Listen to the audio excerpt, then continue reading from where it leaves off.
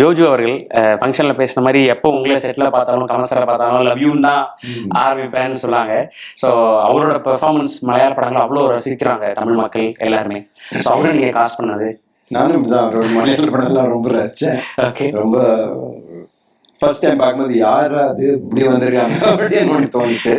So அதனால அவர் கூட work பண்ணணுன்ற ஆசை. அந்த மாதிரி ஒரு கேரக்டர் சின்ன ரோல் தான், பட் ஆனால் கேட்டபோது சரின்னு சொன்னார்.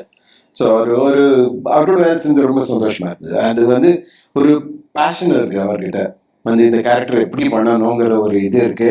அதுல இன்னும் வந்து கேட்பார், சரியா பண்ணுன்னா கேட்பார், டப்பிங் கரெக்டா இருக்கா, மியூசிக் கரெக்டா போட்டுருக்கீங்க. ஸோ அதனால வந்து அவர் ஒரு கரெக்ட் டீம் பிளேயர் வந்து கூட இருப்பாரு.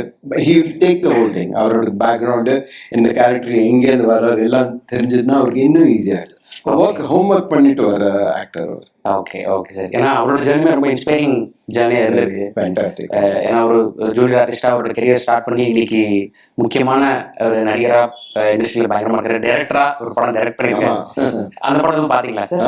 அவர் ரிலீஸ் முன்னாடி போட்டு காட்டினார். Okay sir. போட்டு காட்டி எப்படி என்னன்னு கேட்டார். So whatever I had to say I told him. Okay.